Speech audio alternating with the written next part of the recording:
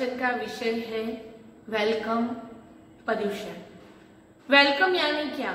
Welcome यानी स्वागत करना, अहोभाव से उनको बुलाना और आगता स्वागता करना। आप किसका वेलकम कर सकते हो? तो जिसके प्रति आपको बहुमान है, जिसके प्रति आपके अंदर विनय गुण है, जिसके प्रति आपके अंदर कुछ सद्भाव है, उसका ही आप वेलकम करते हो। देखो, आप संसार में कई प्रसंगों में सब अलग अलग तरीके से वेलकम करते हो। जैसे कि शादी का प्रसंग है तो वेलकम की रीत बदल जाती है, अगर जन्मदिन का प्रसंग है तो वेलकम की रीत बदल जाती है, और आप घर में ही प्रतिष्ठा करा रहे हो, भगवान और जिनालय बना रहे हो, तो उस टाइम वेलकम की रीत अलग हो जाती है। यानी जहां जैसा अहोभाव उस तरह से आपकी वेलकम की रीत होती है। देखो, जब नेता भी, कोई दूसरे कंट्री का नेता इंडिया में आता है तो वो भी वेलकम करता है। जैसे कि अमेरिका के प्रेसिडेंट जब भारत में पधारे तो भारतीय वासियों ने जबरदस्त तरीके से उनका वेलकम किया था। सभी रास्ते को सुशोभित किया गया था, नृत्य, संगीत और बहुत अलग अलग तरीके से उनका अभिवादन किया गया था। क्यों? क्योंकि उनके प्रति एक श्रद्धा थी। भारतीय वासियों को अंदर से एक भाव था, उत्कृष्ट था, इसीलिए उन्होंने अच्छी तरह से वेलकम किया। इतिहास में देख लें तो जब राम वनवास से जब अयोध्या में वापस आए तब पूरे नगर वासियों ने अलग अलग दिए प्रगटाए, मिठाइयां बनाई, पूरे नगर को सुशोभित किया गया। क्यों? क्योंकि राम के प्रति अहोभाव था। उनका स्वागत, उनको बुलाना, उनका आना बहुत ही अंदर से आनंद देता था, इसीलिए यह वेलकम कर पाए। ऐसे ही होता है गुरुदेव का वेलकम। दशानभद्र ने जब गुरुदेव का सामय्य किया, अद्भुत तरीके से किया, भव्यातिभव्य सामय्य किया कि देवलोक के देव भी नीचे देखने के लिए आ गए। आप लोग भी जब गुरुदेव आपके संग में पधारते हैं, चातुर्मास के लिए, प्रतिष्ठा के लिए या कोई भी प्रसंग के कारण आते हैं और आप लोग भी उनका सामेरा करते हो। सामेरा के अंदर क्या करते हो? तो उनके अंदर वरबेड़ा लेते हो, गौलियां निकालते हो और अलग अलग सुकन की चीजें भी रखते हो, बैंड बाजा होता है, स्वामी वात्सल्य होता है। ये सब कार्य करने का एक ही कारण है, गुरुदेव के प्रति अहोभाव।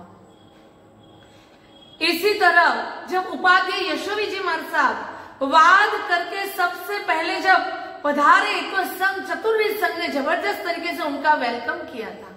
क्योंकि जिन शासन की उस टाइम जबरदस्त प्रभावना हुई थी, उन्होंने वाद भी किया था और उनमें सफलता पाई थी कि हमारा जैन मुनि, जैन संत सबको पराजित करके आया।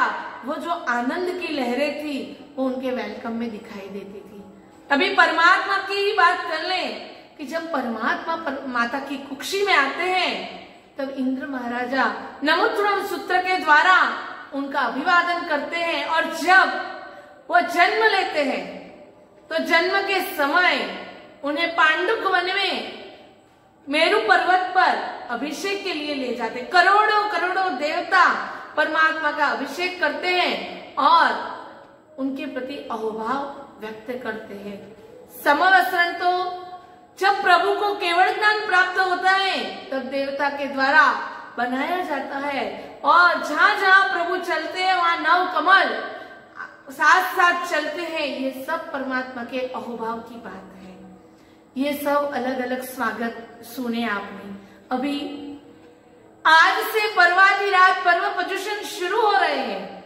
आपको ये पर्युषण के प्रति, ये पर्व के प्रति कैसा अहोभाव है? आपके अंदर जैसा अहोभाव होगा वैसा आप इसका स्वागत करेंगे। अद्भुत अहोभाव चाहिए। ये पर्वाधिराज पर्व पर्युषण क्यों आए हैं? तो अपने आत्मा का कल्याण करने, अपने भव मिटाने के लिए। तो आप सब जबरदस्त अहोभाव के द्वारा, हृदय के शुद्ध भावों के द्वारा देव, गुरु और धर्म के प्रति अटूट श्रद्धा मजबूत करके आप ये पर्वाधिराज पर्व पर्युषण का वेलकम करो और उसको सुशोभित करो अलग अलग नियमों के द्वारा। और आप अपने आत्मा का कल्याण करो। यही शुभ मंगल भावना के साथ शुभम भवतु।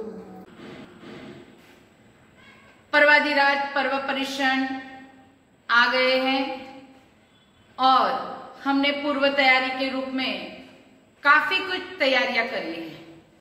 कौन सा तप करना है वो भी डिसाइड कर लिया है, क्या क्या चढ़ावे लेने हैं वो भी डिसाइड कर दिया है, किसके साथ प्रतिक्रमण करना है वो ग्रुप भी बना लिया है, और क्या क्या आराधना करनी है वो भी डिसाइड कर लिया है।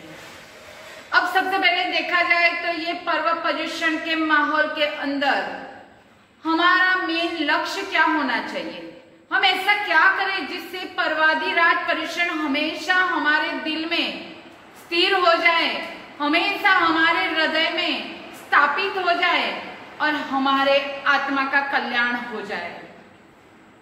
सबसे पहले तो हमें वो देखना है कि ये पर्व पर्युषण आए हैं तो उनका वेलकम कैसे करना है।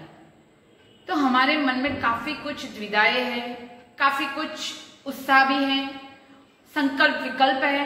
इन सभी से पर उठते हुए हमें डिसाइड करना है कि प्रायश्चित आलोचना कितनी करनी है, तप कौन कौन सा करना है, हमारे अवगुणों को कैसे तिदांजलि देनी है। अभक्ष चीजें तो हमेशा के लिए बंदी होती है, फिर भी ये 8 दिन का महत्व स्थापित करते हुए ऐसी चीजों का भी त्याग करना है।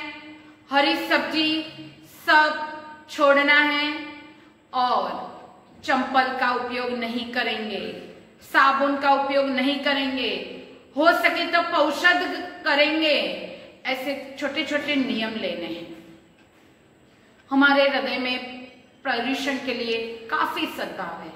बाकी सब पर्वों की तुलना में देखा जाए तो पर्युषण का महत्व अधिक रहता है और उसमें भी जब संवत्सरी आती है उसके पहले माहौल ही कुछ अलग होता है। सुबह से लग जाओगे और अलग अलग तरीके की आराधना करोगे तो वो आराधना में आपको क्या भाव लाने हैं। जैसे मयूर का आगमन होता है और सर्प सारे भाग जाते हैं, वैसे ही पर्वाधिराज पर्युषण आए हैं तो राग और द्वेष के भाव, निंदा और ईर्ष्या के भाव, कंपटीशन के भाव, सारे कटु भाव हमारे हृदय में से, हमारे मन में से और हमारे वाणी में से चले जाने चाहिए।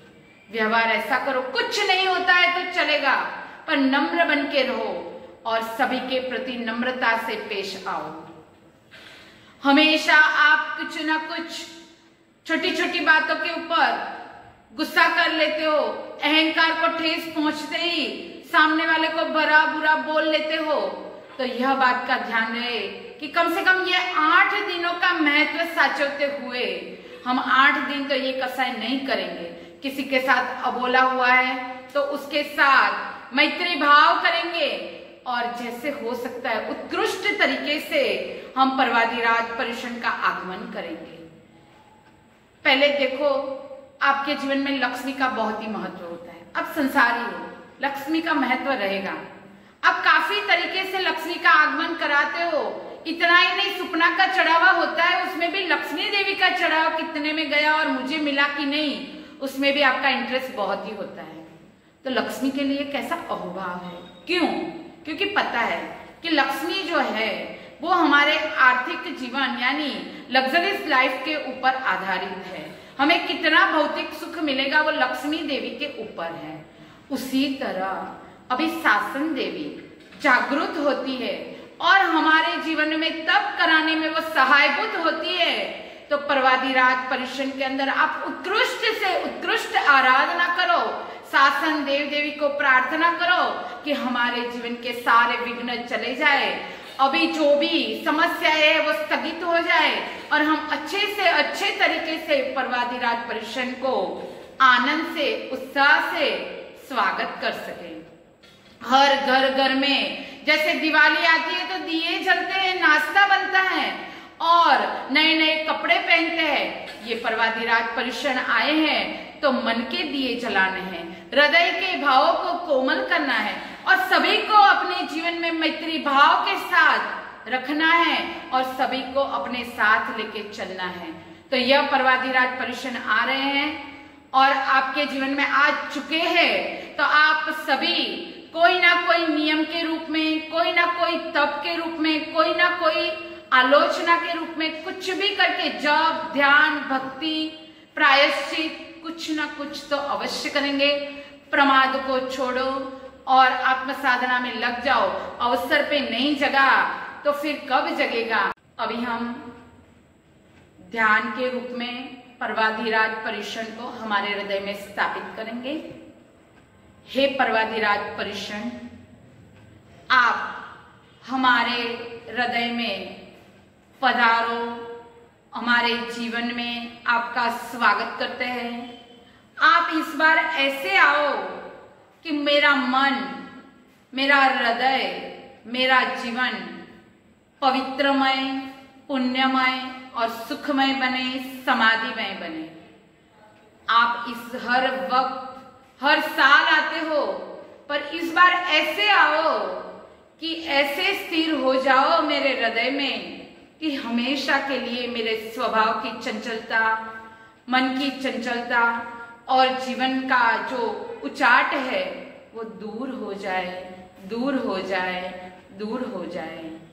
आप मेरे हृदय में स्थापित होके सभी जीवों के प्रति मैत्री भाव का मैं आगमन करो, ऐसी कृपा करो, कृपा करो, कृपा करो। जैसे एक बालक मिट्टी में से खेल के आता है और उसको सबसे पहले स्नान करवाती है और साफ सुथरा करती है, वैसे ही पर्वाधिराज पर्युषण आपको मेरी विनती है कि आप भी मेरे जीवन को शुद्ध बनाओ, मेरे आत्मा को स्वच्छ बनाओ और आत्म सिद्धि की ओर मैं जा सकूं, ऐसा मुझे बनाओ, ऐसी कृपा करो और हमेशा मेरे हृदय में रहो और सबके प्रति क्षमापना का भाव रहे, अहंकार छूटे, ऐसा मेरा मन, मेरा व्यवहार और मेरा जीवन बने, ऐसी सद्बुद्धि दो।